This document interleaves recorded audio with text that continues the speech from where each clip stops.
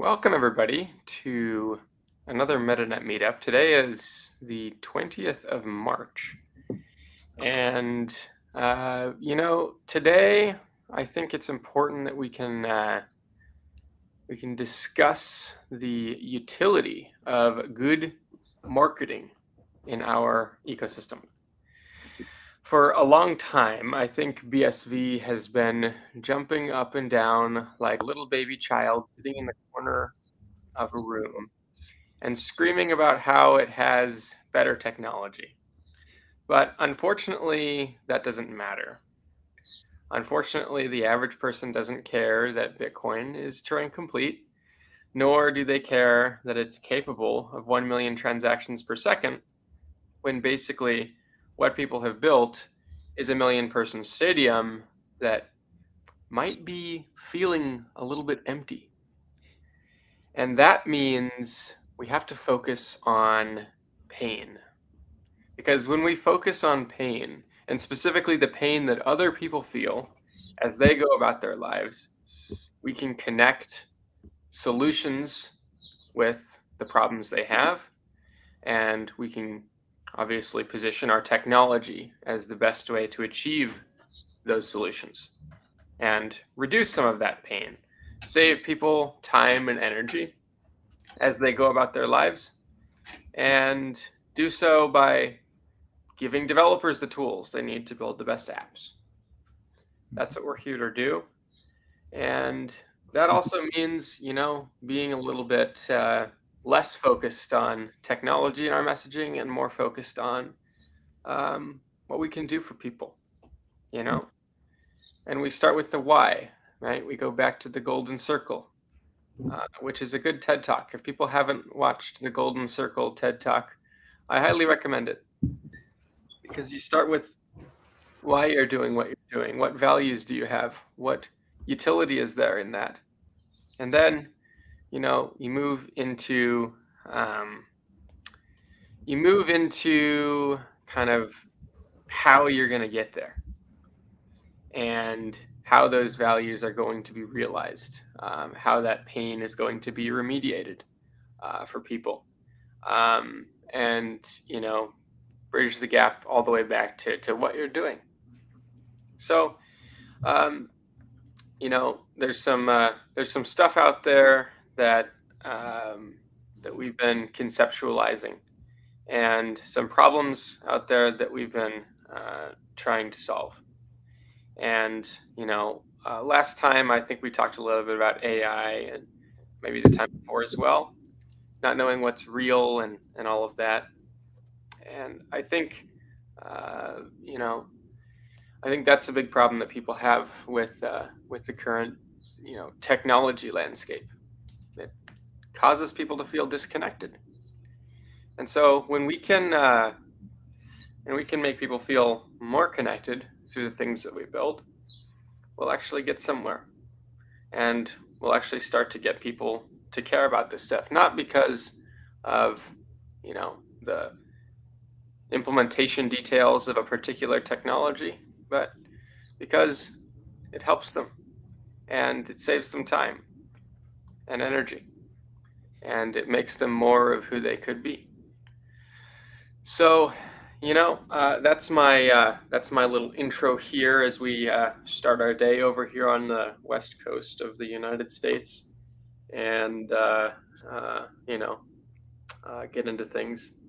I hope everybody had a good week as we've been building some stuff, and we're at an interesting time for the future. I think it feels like an inflection point is very, very near at hand.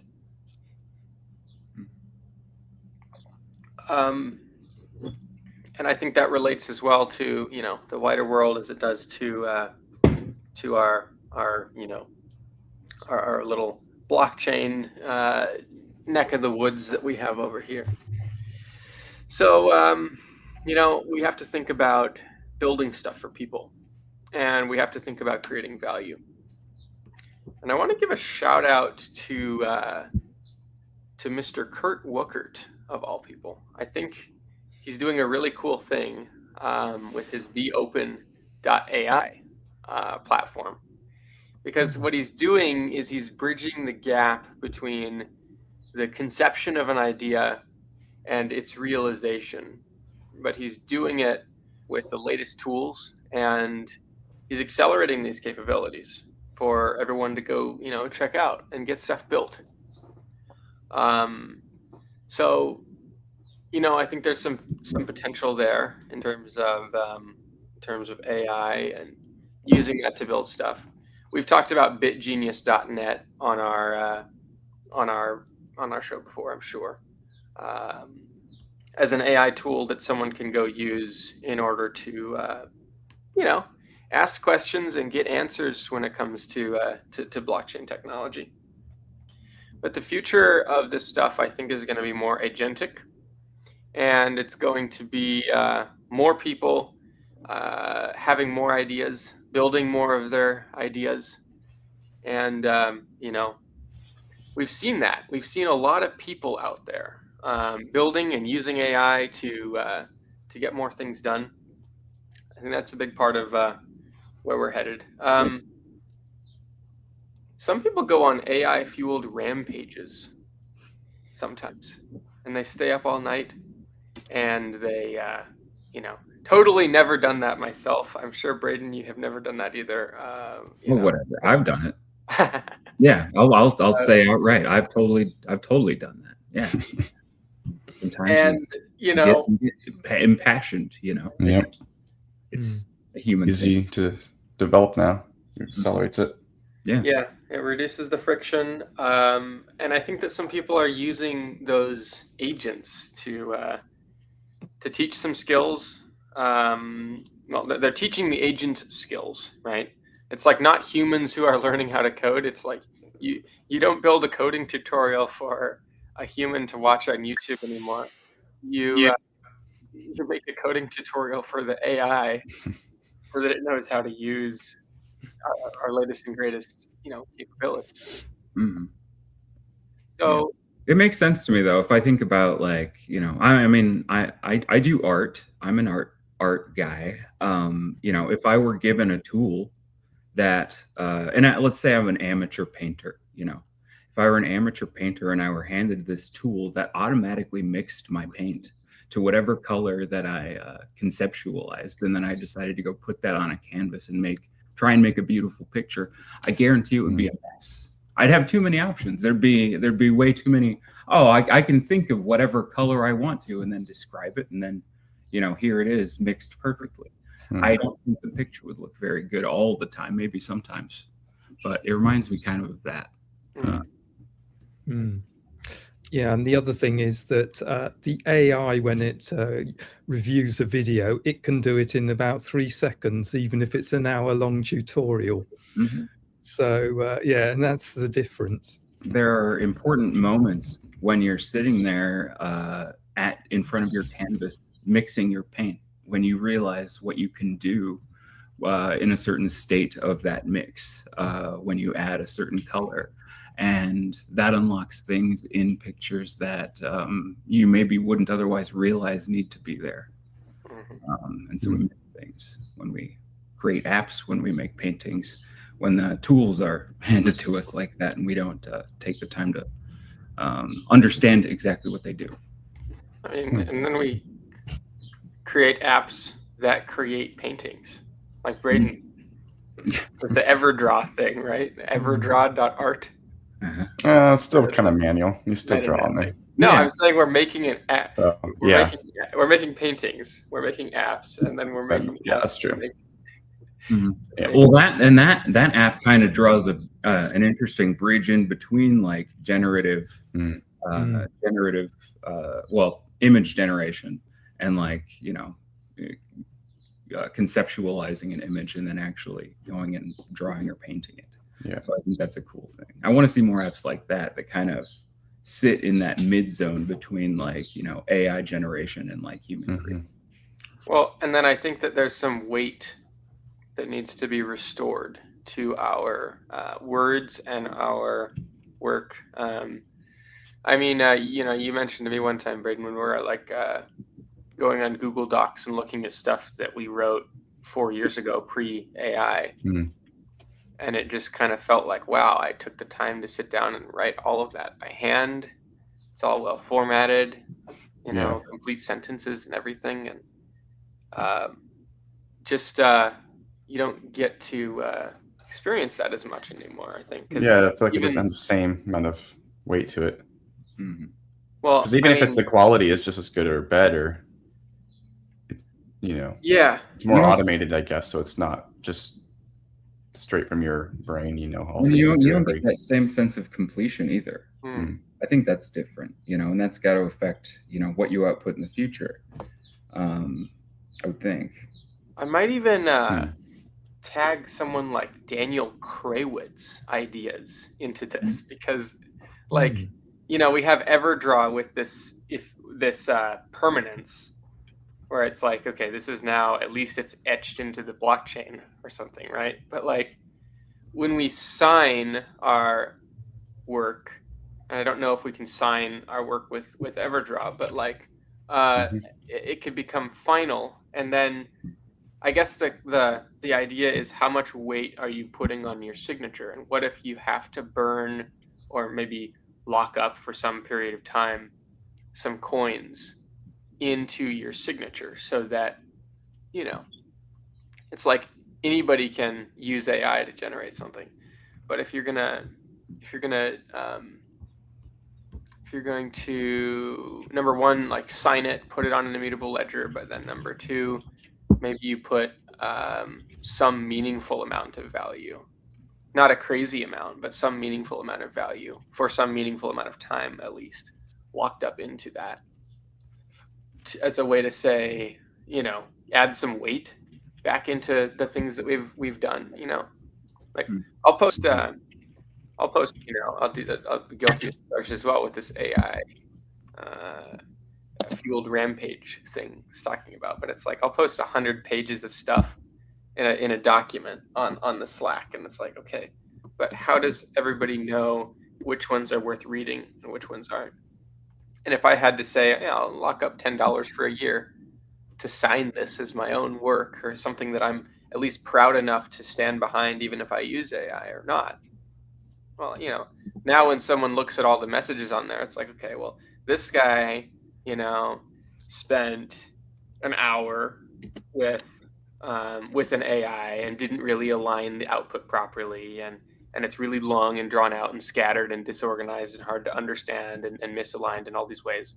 And then they only put, like, you know, maybe they didn't even put it on the blockchain, maybe they didn't sign it, maybe they didn't lock any money to their signature, like the HUD locker kind of idea. But it's just so long, it's like, no, I don't have the time to read that. I'll use that.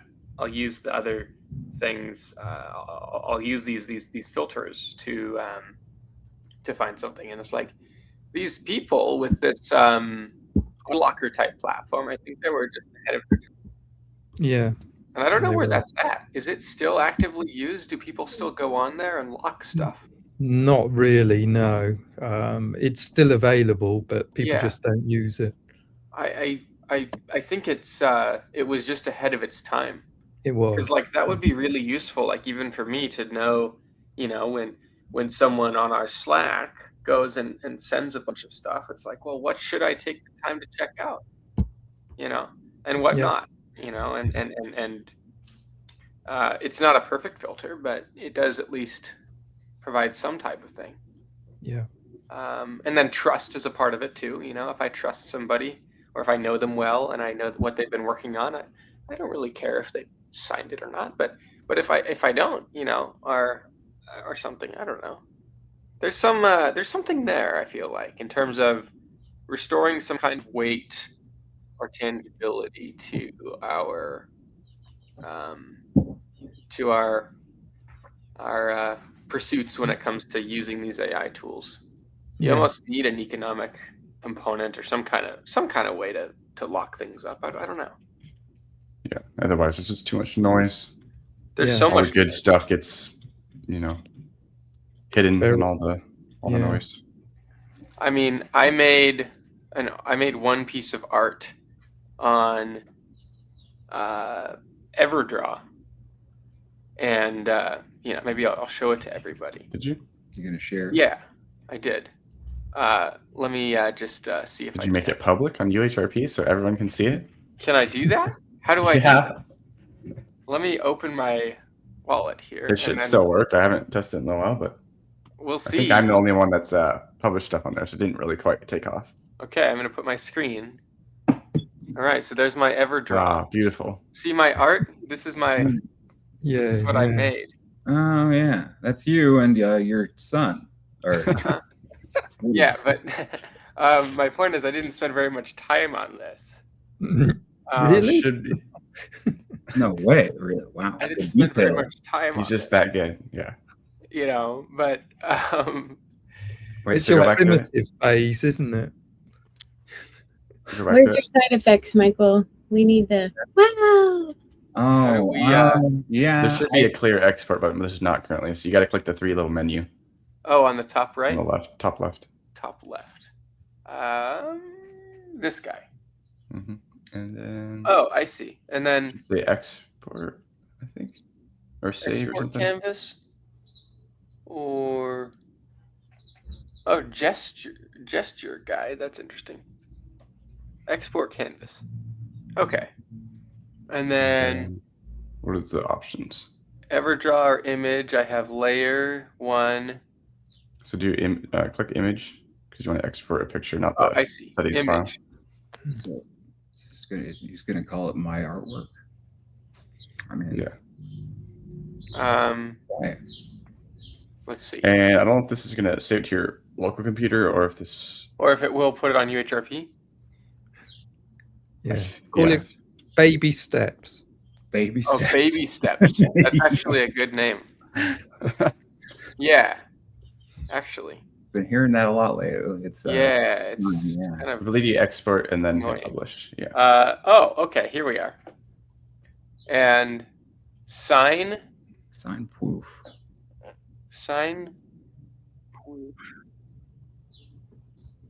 Okay, I'm going to sign this using my wallet here. Sign and publish. I'm just approving the signature.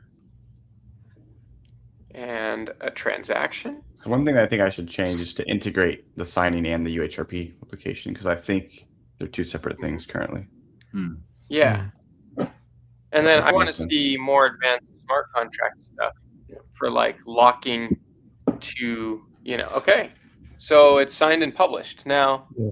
it's permanently stored on the blockchain. And this is my, Isn't it? So it's Oh, just is it on? I think it's Yeah, just is the it proof. just the hash that's on Yeah, the block? I think Is- okay, view on chain. this was a demo of integrating auth-sig. So I think, yeah, Is it just taking if its I had time? more time to work on this, I would integrate those both. Yeah. Well, this is, this is, so it's Okay. on chain now. It's just I need to be able to view it on chain. Wait, There click was a- publish. If Yeah, go back for a second. yeah, there's a button you can press to view on chain. I think. We'll click export as image again.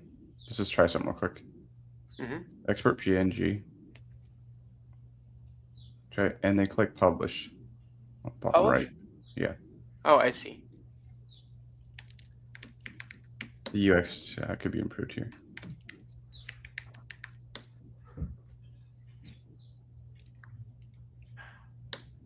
Well, and then when it's sitting in your gallery and it's published, is there an option to view it on chain straight from the gallery? Good question. I'm just We'll see. approving this here.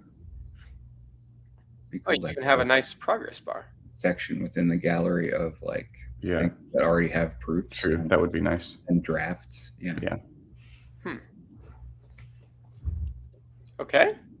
Published. Nice. Title. And then I have a UHRP. Can I collect? I can't select this because user Oh, select. now I see yours. Okay, cool. All right. And now if I go back to home or something, right? Mm-hmm. And then I go to public. And I can see Braden's public things. Okay. Yeah. See, this There is it is. actually really nice. Yeah. This is actually, it took some time, I'm sure, to make this. Oh, that's not yours, Ty? No, it's not mine. Oh, I don't know. It's great. This one, I don't know. That's got a pretty unique style to it. This Mine's one is just some cool generic too. mountain, Yeah. This one, did we work on this one? I don't remember. You was might have just been a drawing demo. that when you were. Yeah. Okay. Yeah. We need an Everdraw Academy That could be cool. to teach people. Painting tutorial. Yeah. They're like inspired. There's a whole by- brush studio and everything integrated, I believe. I mean, Bob Ross. You can Bob create Ross custom inspired. brushes. Yeah. Be cool. Okay, so then the ones that are local, they're just like in your basket, or are they in local storage? Or I think it's just local storage. okay, and then that way it's not on chain. Yeah. It could be encrypted, I guess, and then eventually the key could be revealed. And then once you reveal the key, then everybody could go back and look at the history of all the stuff that you did before it became public. And you could say, okay, I'm going to go on this journey with this artist and through all the timestamps of time when they worked on this until finally they revealed the key when it became public. Yeah, that's a better way. I was thinking of doing the signing process instead, because anyone can sign any image technically. Yeah. But if you Say, sign this it is as you mine. progress in Right, the creation yeah, of the that's product, true. Yeah. then you can better prove that you created it. That's very Yeah. true, because somebody could say, well, this is what it looked like before, and I had it signed back then too. Yeah. So it'd be much There's- harder to fake. You'd have to like come up with a You'd have to use, you could use like an AI, I'm sure, to like splice an image up into segments that appear to be crafted manually, but that would take more work to try to forge something. and you'd also have to put them in the right order and timestamp them, and you'd have to layer all those little additions on top of each other over time until you got the final image, right? Yeah. And it would be like reconstructing the pixel perfect final image In the way that like people typically would draw the thing that you're. Yeah, and it's like that's just so much work. You may as well just do it. You may as well draw your own thing. I mean, I don't know. You may as well, but who knows? Maybe there's some fun kind of playroom in there to kind of get it into that area I was talking about earlier, the in between generation and an actual. Well, I guess someone could say something like, "Here is my take on how someone could have theoretically gone about painting." Insert some artwork here. Whatever thing they were painting. So I mean, this Everdraw app is one example of something that our team has worked to create, and uses Metanet, integrates these things. Could be extended. I think improvement and more whiteboarding kind of features would be cool to add. You can do like whiteboarding right now, but like something making it collaborative or things like that would be cool. Collaborative, like where you could have a live share and then sync with another artist on different parts of the canvas. Of course, we also have and we talked about this before, but Crumbs, his app, Pixel War. Yeah, true. Yeah, and he gives us great feedback. Who knows whether this app concept would exist without Crumbs' involvement. He's shown a lot of great work on. He does some art related projects that are really neat, and I think and he gives us a lot of great feedback. And this app wouldn't be what it is or what it's going to be without great feedback from people like yourselves and Crumbs. And so please go check out everdraw.art, and because I think it's underappreciated. We don't have enough users on there. Come just check it out.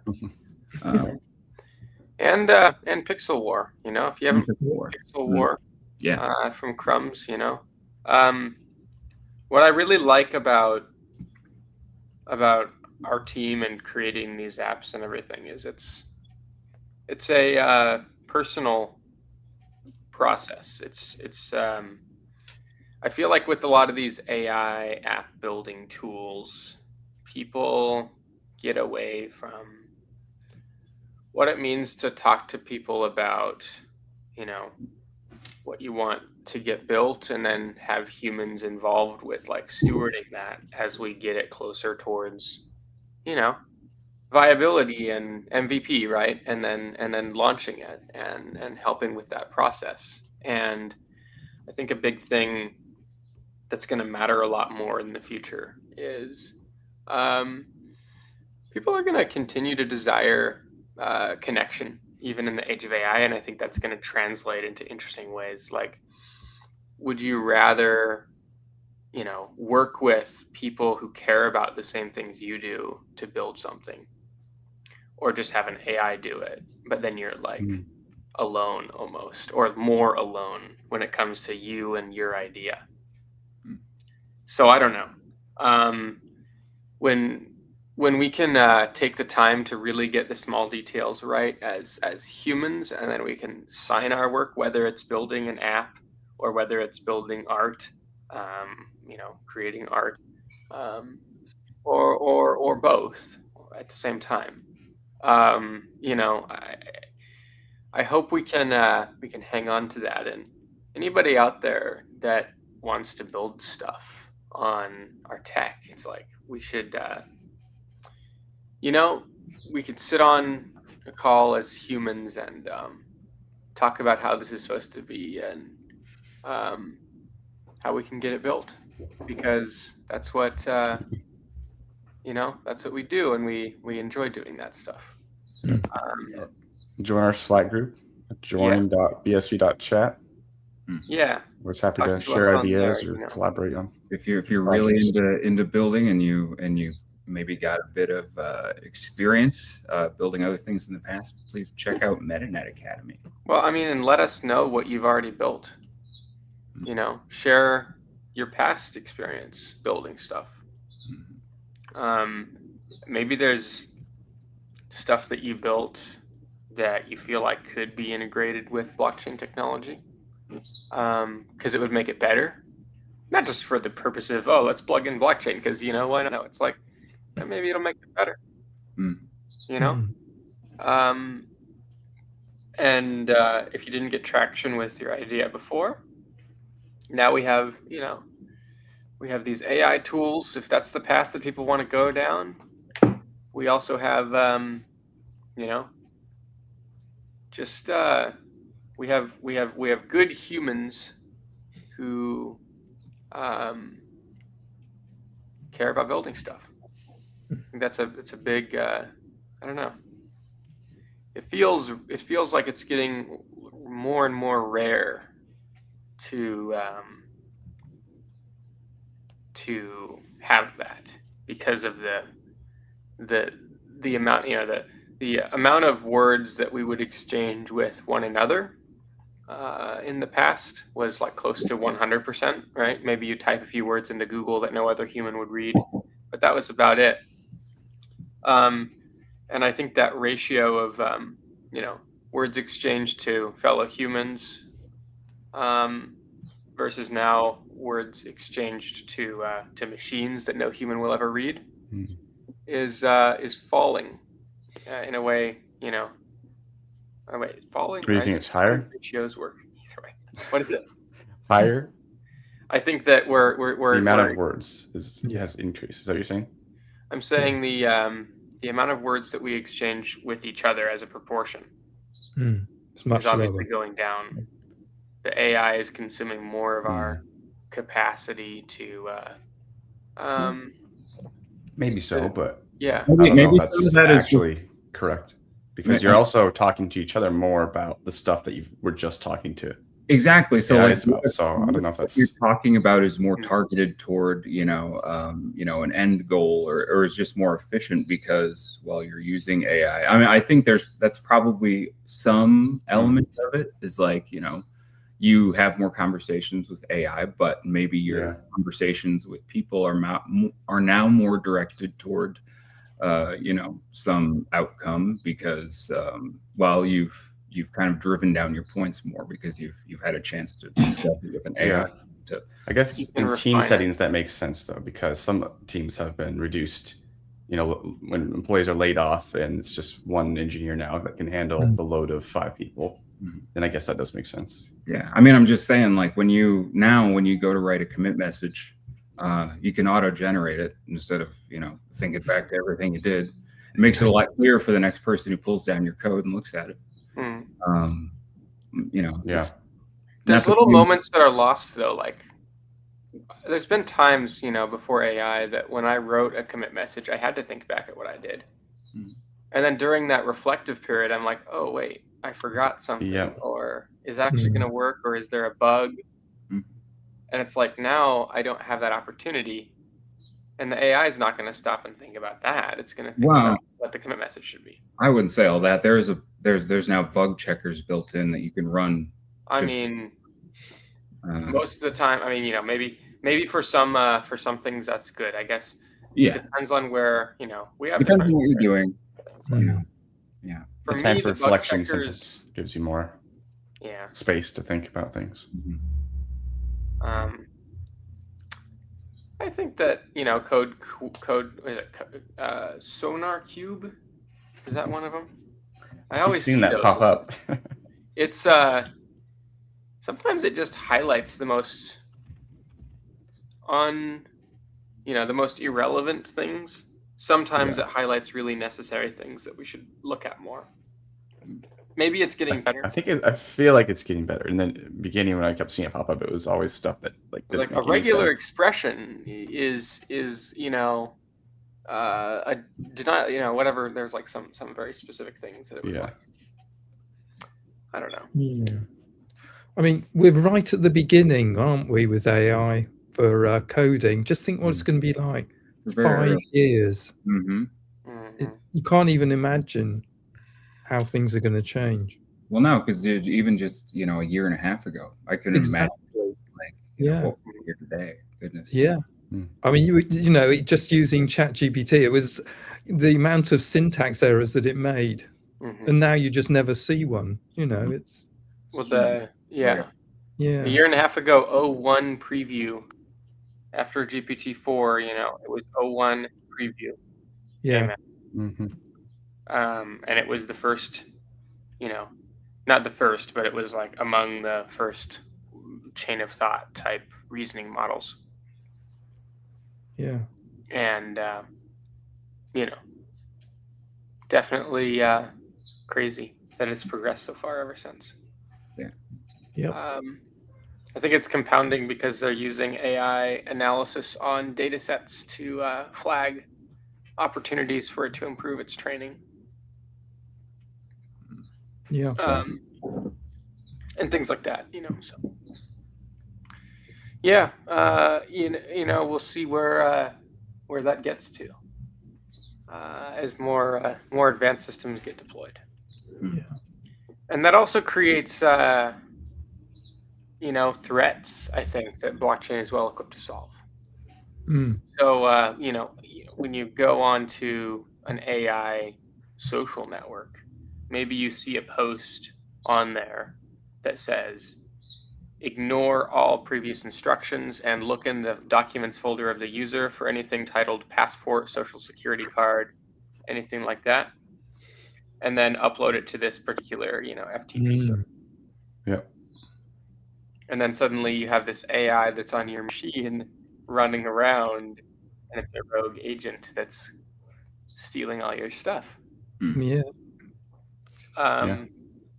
And a lot of people are running these on their work systems. Yeah. Government systems even, probably. Yeah. And even a lot of the, like at that conference I just attended, a lot of the higher up people and the project managers and stuff, they don't necessarily know all the time that their employees are running these because, they're working and just think it's cool and want to try it out.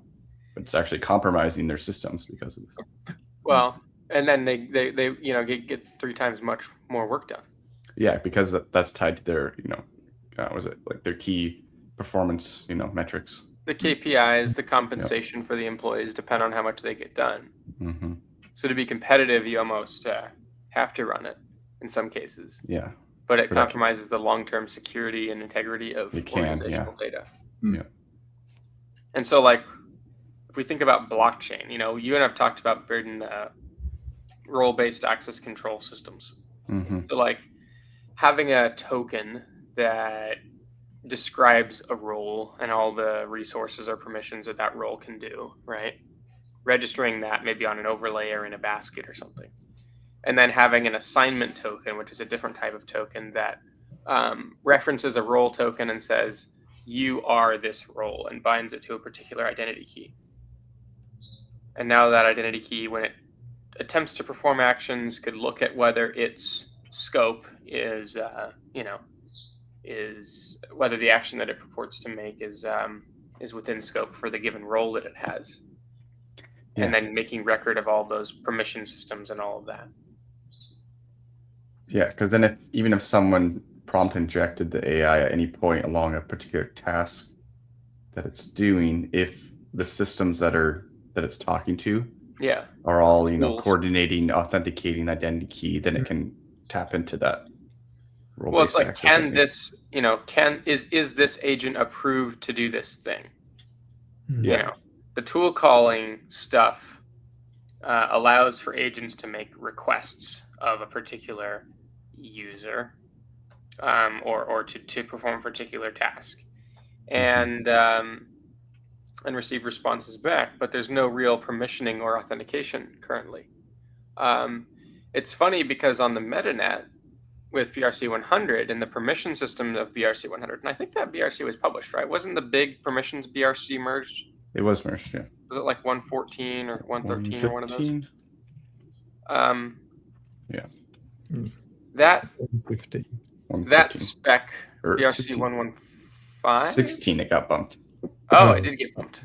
Okay. BRC 116. Anyways, the permission system. It's like that.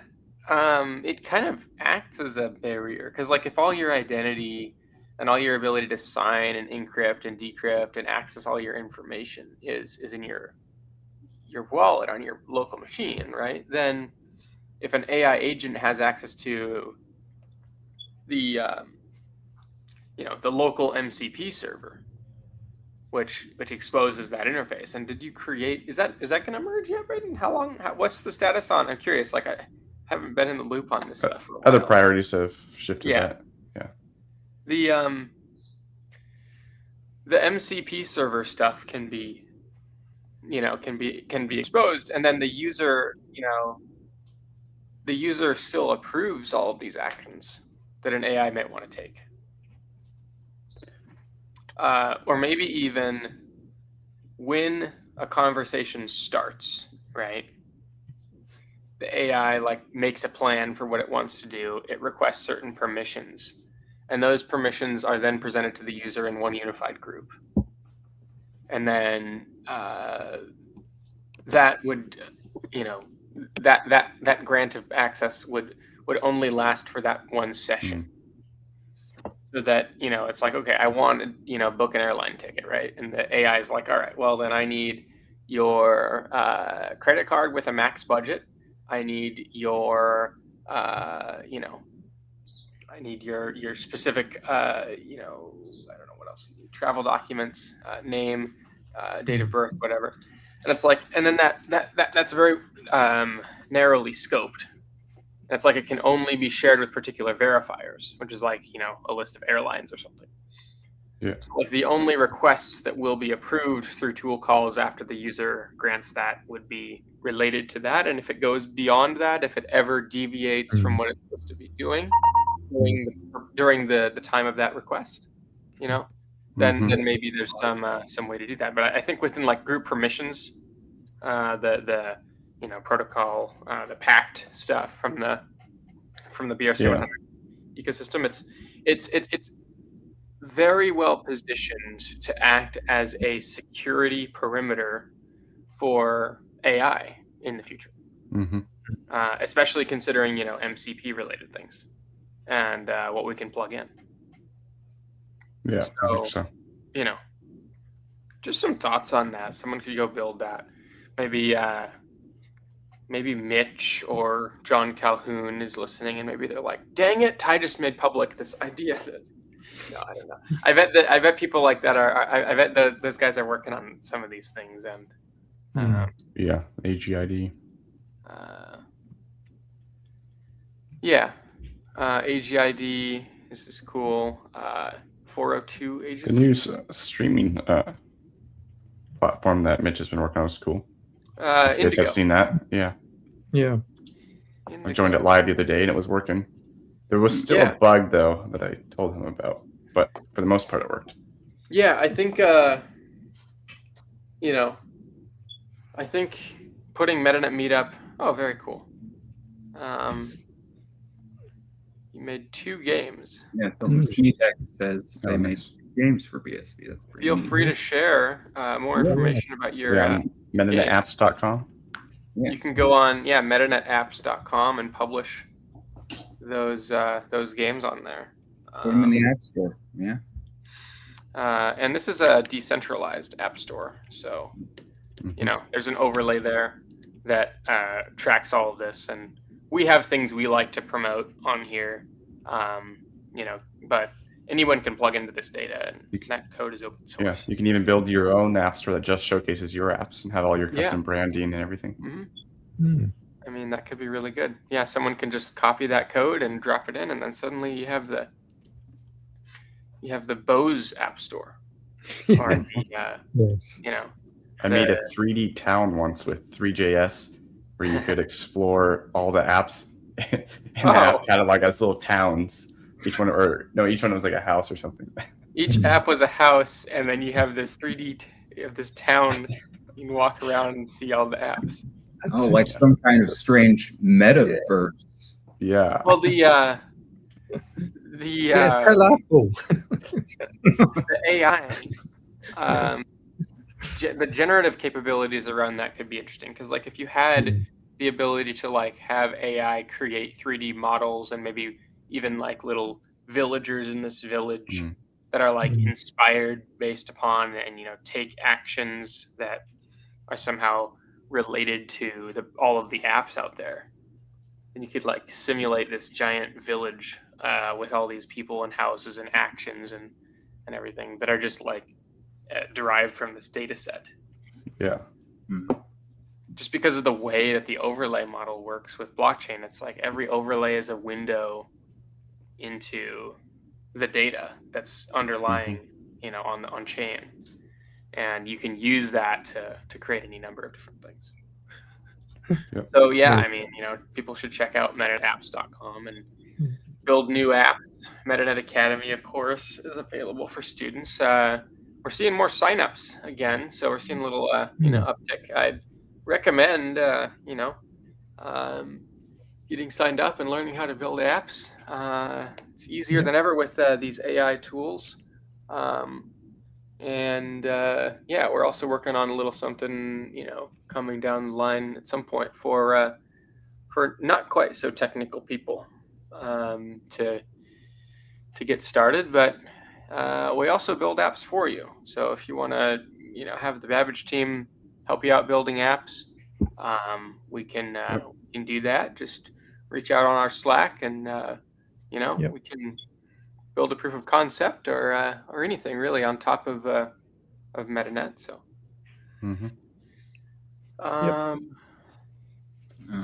I think. Let's see. Do we have any more? We don't have really any questions in chat. I was wondering, should we look at a few loose end questions on Twitter and maybe address some of those? You want to pull some of them up? I've got one here. In response to, what is it, your post about, you says, he who requires a mirror in order to see himself can never truly come to know anyone else. We got one response from that, and I can post it here. Let's see, where is it? It's right here. And it says, from Abomac. What's stopping us from deploying a peer-to-peer e-commerce website or a peer-to-peer credit system? Peer-to-peer lending? Is it just time and resources? I would say Well, I mean, there's regulatory hurdles in some places, right? Like, Yeah. yeah, DeFi protocols are kind of, you know, a little bit interesting. I don't know about that, but I do think that peer-to-peer commerce is very valuable. Like, for example, we built a gateway.cash app. So, that code is open source. Anybody can check out gateway.cash as you can run your own gateway server, which is an e-commerce, platform where you can have payment buttons. It tracks the payments made to you, and it allows you to integrate directly with the BRC100 ecosystem in terms of accepting payments into your applications and whatnot, for the services that you provide. The other thing I think is woobsv.com. That's WOOBSV. And that is a WooCommerce plugin for, usage on. Let me check to make sure that's still alive. Yes, that's it is. on word process, isn't it? Send BSV payments for WooCommerce. what's the Looks like URL? It's woobsv.com. WOOBSV. So that's another one out there that just integrates with existing systems and facilitates peer-to-peer exchange, using BSV. So I guess, it does exist. We're continuing to develop that. It's just, we need to make it easier to buy and sell BSV. And that means we need to fix our credibility problems and our messaging. And, we need to really just continue working with people who are,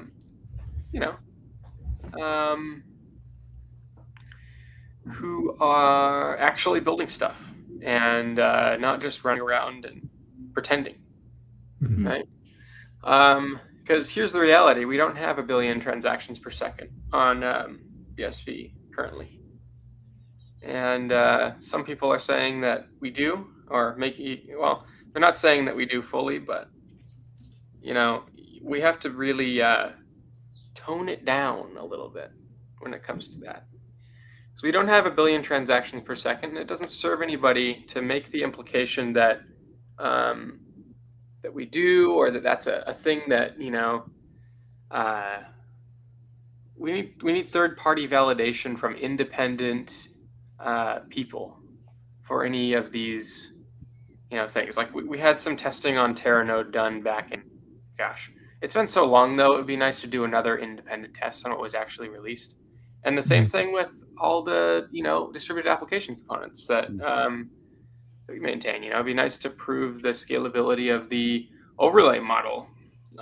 It would be cool to have some of the code inside of Wallet Toolbox and BSV, SDK TypeScript. Just gone over more and more times by more and more independent experts and auditors and people like that. I think that's really important because it helps us get more. Listed on exchanges again. Perhaps, maybe it's more likely that the barriers to adoption for BSV get lower and lower when we are more credible, and when we actually actively start shooting down claims that can't be verified, rather than just letting them, keep going. Because we need to focus on what we can do, and we need to defend the work that has already been done to make things happen, and that needs to be kept separate from other things. But yeah, gateway.cash is out there.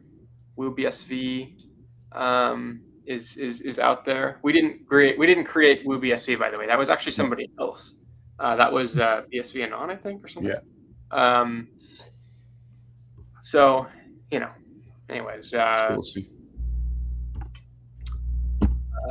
It's good to see these capabilities getting out there. We're also working, I think it's public, Ramp Network has partnered with BSV Association to facilitate on-ramping.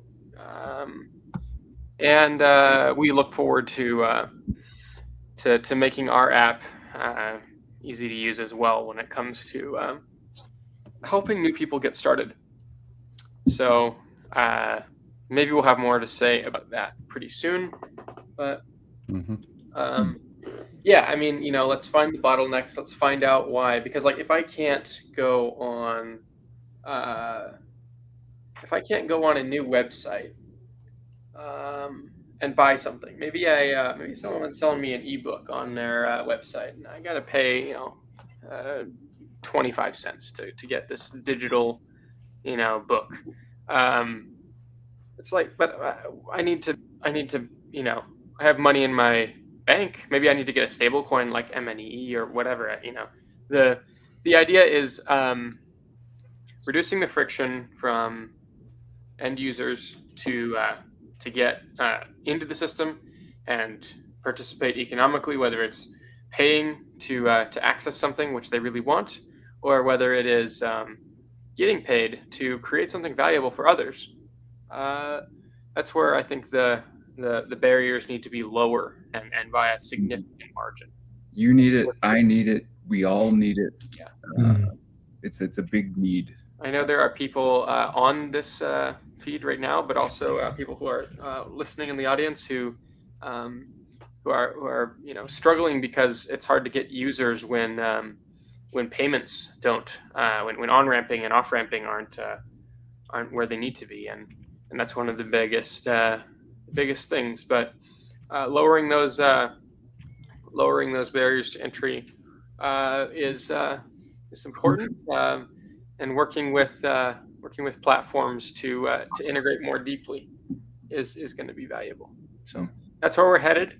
And I think that when we get there, the future of peer-to-peer commerce, to bring it back to Abo and what he was saying there, is valuable. And I also look forward to some regulatory clarity when it comes to some of those more out there ideas about peer-to-peer, like lending and financing stuff. It's let's get the clarity we need about that before we move forward too much on those. But someone's gonna explore it, and whoever does it in a sensible way that defends people from harm within the design of those systems, rather than just hiding behind the moniker of decentralization and saying that for that reason it's okay to create problematic platforms. Those are going to be the ones that I think win the ears of the regulators and ultimately get the influence necessary to put forth sensible regulation. That process does take a lot of time and trust, and it takes building platforms that people actually use and get value out of. Because if you can create a more efficient financial system, you have to comply with the regulations, and you have to serve people right and mitigate harm. And so that's DeFi, or whatever the heck you call that, in a nutshell, in my opinion. But I don't know.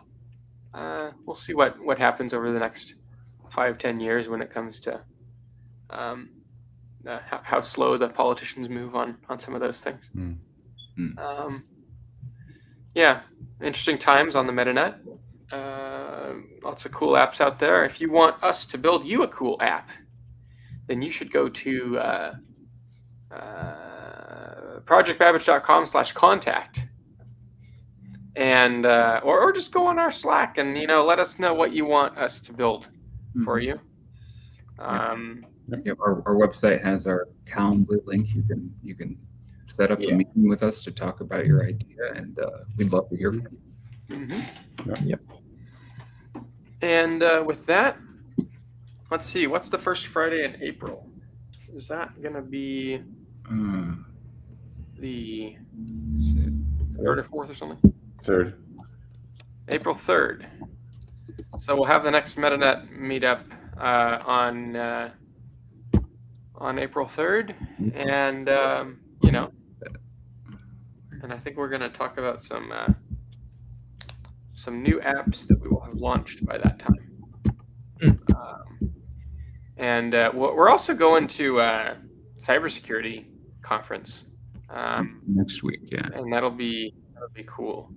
So maybe there's going to be some crossover. I think there'd be some good use cases. certainly. Of, getting this stuff out there in front of non-crypto audiences. We exist in this giant echo chamber of all these people who just talk about BSV for the purpose of talking about BSV. But how about getting out into the real world and talking to other people? Maybe we can make that happen. Solve some real world problems.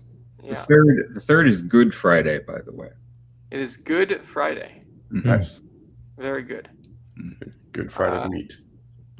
We will come back at that point, but I hope everybody has a good weekend and a good week.